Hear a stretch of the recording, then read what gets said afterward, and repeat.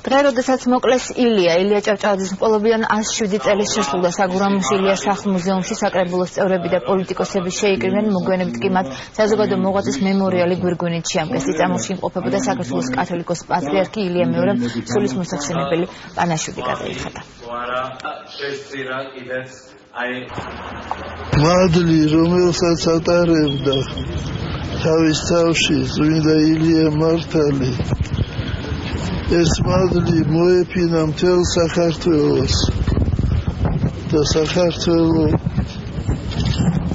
მისი ლოცვით და ღვთისმშობლის მფარველობით გადარჩება. ეს არის ილიას მკვლელობის დღე, მაგრამ ამავე დროს ეს არის ის დღე, როდესაც ჩვენ თავს ვალდებულად გრძნობთ, ამოვიდეთ საგურამოშიც, შემდგომ წიწამოშიც დაწმინდაზეც, რათა პატივი მივაგოთ მის ხსოვნას, იმიტომ რომ ილიას გზის არ დავიწყება მართებს თითოეულ ქართველს. სიმბოლური ღონისძიება, მე ვფიქრობ, თბილისის მერია ბუნებრივია ჩართული არის ამ პროცესში და ჩვენ სულად ვიზიარებთ იმ ღირებულებებს, რომელსაც ერის სულიერი მამა ასე ვთქვათ, გადაგებდა, ემსახურებოდა თავის ცხოვრებით, თავის მწამსით და იმედი მაქვს, რომ ჩვენ ამ იდეებს პრაქტიკაში ბევრად განვახორციელებთ.